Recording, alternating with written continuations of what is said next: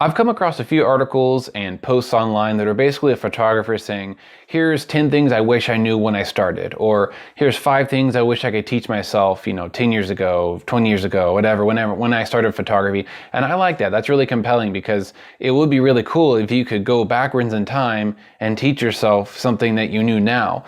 Although there's a few time paradoxes involved in that. Putting that aside, I wanted to do my own. So here are a few things that I thought of that I wish I knew when I had started. And in other words, these are things that I learned the hard way, or things I didn't know how to learn on my own. So I hope these benefit you guys, especially those of you who are new and who are maybe 1 year in or 5 years into your process of learning photography and exploring the art. So here they are. All right, number 1, I wish I had bought Lightroom early on in my career. I used a free program called GIMP, and it was cool. It could do layers and masking and, really basic stuff what Photoshop could do, GIMP could do. And I like that. I like doing special effects and editing. But when it came to normal photo shoot editing, it took a lot of time because I would have to edit each image one at a time. And that was just ridiculous. And as I got into shooting with RAW format, it didn't really handle RAW at the time. And there was a lot of crashes and slowdowns and stuff like that. So I wish I had bought Lightroom because it is really focused and aimed towards photographers that edit a photo shoot or edit a series of images.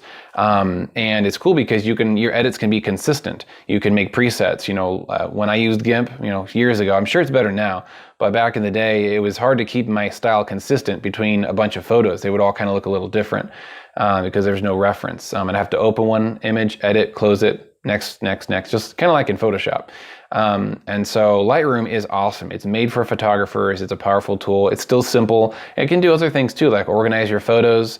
There's lots of cool little other functions that it can do as well that are great. So Lightroom would have made my photography much better back in the day. Second thing is I wish I had not delivered unedited photos for so long. What I would do years ago was my system was a client would pay me for the photo shoot. And I would deliver to them a CD with not only the edited images, which was a select number, maybe 10 or 30 edited pictures that I spent my time on, but I would also give them all the raw or untouched images too that are literally straight out of my camera. And that was a big mistake. The reason being is that you want to focus on quality over quantity. So let's pretend you're a client. Let's pretend you don't know anything about photography. You don't know anything about the photo shoots. I know it's really hard because that's pretty much all photographers deal with. But let's pretend for just a second. You are a normal average Joe person paying, me for a photo shoot. Would you rather have 10 mind-blowing, just amazing, artful pictures of your family or of you or whatever that you would want to, put on your wall, show off at work, put as your background on your phone? So 10 awesome photos, or would you rather have 100 okay photos? And, a bulk of those 100 photos are pretty much the same shots, just duplicates and, different angle, maybe one I was blinking, one I wasn't. Would you rather have that, or would you rather have 10 quality, really time processed photos that have artful elements to them? I would rather have less images that are higher quality. And that's what I strive to give my clients, is I want to go for quality over quantity. So don't worry, about all those other images. You're not stealing from them. They're paying you for a service. Your service should be to take great photos, but then to edit a select few and make them greater and make them the best possible. And that's the finished product. Would a painter deliver an unfinished canvas? No. Would an auto mechanic deliver an unfixed or half-fixed car? It's not a finished piece of work, especially when it comes to art. So with photography, it's really no different. I want my photos to be finished pieces of art. I want them to tell a story or convey a memory or an emotion, and they're not going to do that to their fullest extent if they're not edited or partially edited or whatever. So that's my goal. And, if you're a, average Joe customer does, like or post an unedited photo, and then someone says, hey, who took this photo? Daniel Grove. Ooh, now my name is connected to an unfinished picture that's really nothing like my end result. It doesn't represent my brand. It doesn't represent my style. It's just not me. It's straight out of my camera, which now is much better than it was back then. Now I'm finding that my photos straight out of my camera are pretty close to what they're going to be in the end. And that's just because I'm getting better with lighting and cameras and posing and all that stuff. But 10 years ago, not so much. My photos were a little rough and I had to do a lot of editing to get them to a good point where I was proud of them. So Don't deliver unfinished pieces of art. All right, number 3, back up everything better. I wish I had backed up my photos of my very first photo shoots a little more clearly. You know, I'm pretty sure they are backed up on one of my very old hard drives, but nothing was labeled. My folders are probably a mess. You know, I don't know how it's all organized, but probably not very well. And if I want to go back, you know, 10-year anniversary of my photography, which I've already passed, so maybe 15 or 20-year anniversary, if I want to go back and look at some old photos and embarrass myself or, you know, humble myself by posting them, it might be a little difficult. So when you start out, make sure that you get a great little portable hard drive like this. You can spend anywhere from $50 to $150 to get a great, very large hard drive that will last you years, assuming you don't drop or break it or corrupt it. So take good care of it. But you could store so many years worth of your first works on there, and that's great to have in the future. So yeah, I wish I had backed up everything a little bit better. Next thing is I wish I had bought a 50mm lens earlier on. Now I did buy one sometime around 2008 or maybe 2009. I bought the 50mm 1.4, which was at the time around $350, and that was a lot of money for me. I was paying for college out of pocket.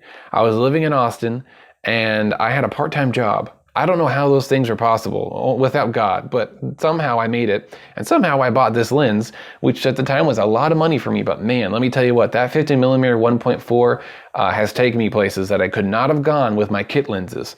And if you don't have $350 to spend, here's some good news. You can buy one for just around $100. And even better, you can get a Yongnuo brand for $50. Yes, Yongnuo makes a lens. It's a 50mm 1.4. And it's for around $50. You know, if you want to, it's not going to be the best quality lens.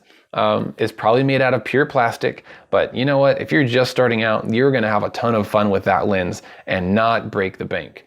So definitely buy a 50mm early on and learn to use it, learn to understand it. It's a great lens. All right, my next thing that I wish I knew years ago was I wish I had not bought the Canon brand speedlights, but instead I wish I had bought the Yongnuo brand speedlights. These are awesome little flashes that are very affordable.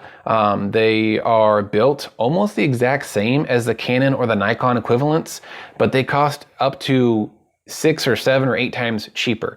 This flash that I'm holding is $60.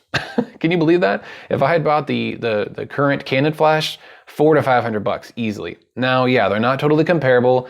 The fancy brand name flashes that cost more do have a few features that this does not have, but you can buy other flashes from this company, Yongnuo, for around $160 that does have those fancier features, which would be high-speed sync and ETTL, which is another video in itself. But if you know what those are, you can get those features in a Yongnuo flash for way less than $200, which is still more than half the price of the Canon version. And these can easily, of course, be controlled with a wireless controller, which this thing is probably $50. Super cheap. I mean, having a flash off of your camera, wirelessly controlled, putting it wherever you want in your scene is an amazing asset for increasing your photography quality. You can light hard situations. You can light dark rooms. You can get great portraiture with a light that's from a different angle. I don't want to say never, but I'm going to say it. Never put your flash on your camera for portraits. When I'm taking a picture of you with my flash right in your face, going straight at you and straight back to me, it's not going to look that great. But having your flash just 45 degrees different from your camera, or up or down, can really do a lot for your portraiture and for your other types of photography. So I wish I had knew about Yongnuo back then and bought some.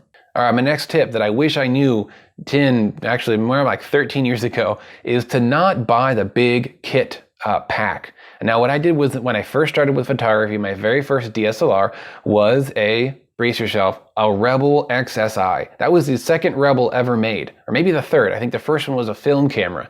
The next one was digital, and then the next one was what I had. It came out in 2007, I think, or 2006. And you know, at the time, the body alone cost $800. That's a lot. Now it's probably about $150. That's just how things work in the digital world. Anyway, I bought the Canon camera with 2 kit lenses, a piece of crap tripod, some stupid filters that didn't do anything, some very useless magnifying, wide angle, and telephoto add-ons that will go in front of the lens. Bad idea. cards, that was good. Batteries, that was good. But a bunch of other just junk I didn't need. I spent over $2,000. I think I spent close to $3,000, which literally was all the money I made in a summer from a separate part-time job that I had. So pretty much my part-time job paid for all that. And yeah, I got started. It was a good, it's a beginner kit. But did I really need it? No. What I could have gotten by with much better was buying the camera body, maybe an 18 to 55 millimeter kit lens, but also a 50 millimeter, and of course, a Yongnuo speed light. That would have gotten me great results without spending close to $3,000 and with a much simpler set of equipment that I could have had more fun with. So don't feel pressure that you have to buy this big fancy set in order to be a successful photographer.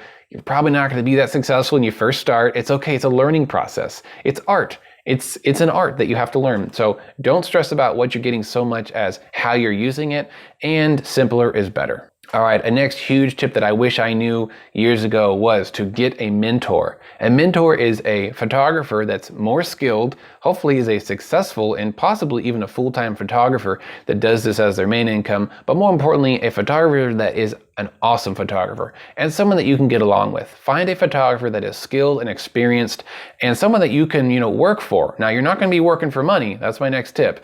But you want a mentor that can help you and teach you, answer your dumb questions, clear up your confused faces that you will have when you look at numbers and tutorials and articles about photography. Someone that can really show you how it's done, and more importantly, show you firsthand. Assisting at photo shoots is a huge and amazing way to learn photography in a different kind of way. You may not be learning their camera settings, but you're learning how they interact with the client. You're learning how they pose people, where they look in a location for good light, which direction they're going to shoot from based on that light. All these little details that you're not going to learn from a book. You're going to learn from observing a skilled and experienced photographer firsthand. That is an awesome tip I wish I had done back in the day. All right, another huge tip that I, to my shame, only discovered a few years ago is Facebook groups. You're probably watching this video on a Facebook group or know about me from a Facebook group. That's because I love Facebook groups for photography.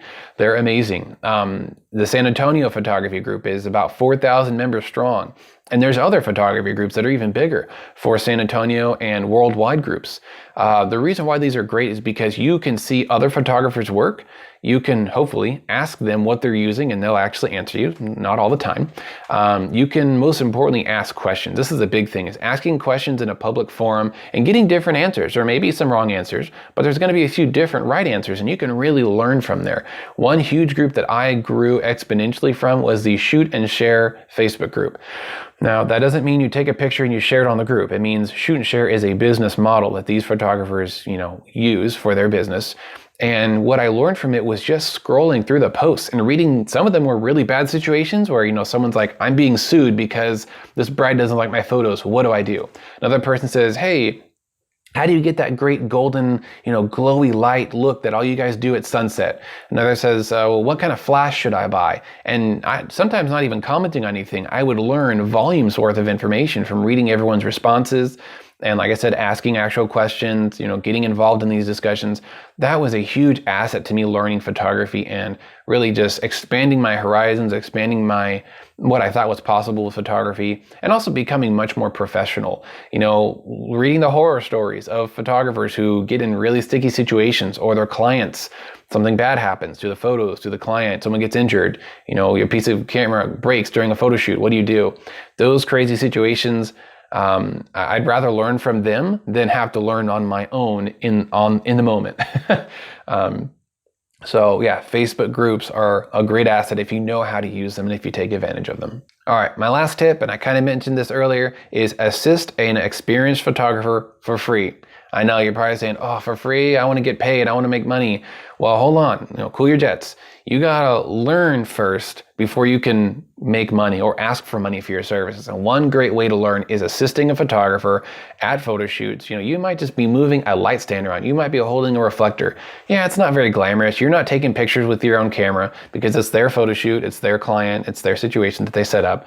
But assisting and observing another photographer do their thing is a huge way to learn. I love bringing new photographers with me onto photo shoots, because they're going to learn a lot of great stuff that they really won't learn in any other way. Now, yes, they could learn it from another photographer. That's not what I'm saying. But they're going to learn things watching me and watching a client interact and how photo shoots turn out and how my photographs are made, because I have my own style and every photographer has their own style too. So when you follow a photographer that you like their style and you assist, you're going to see how they achieve that, hopefully. And that is a huge, huge way to learn photography in a very quick way.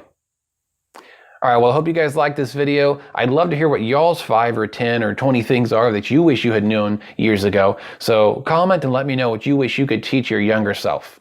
All right, thanks for watching, subscribe, and have a great week.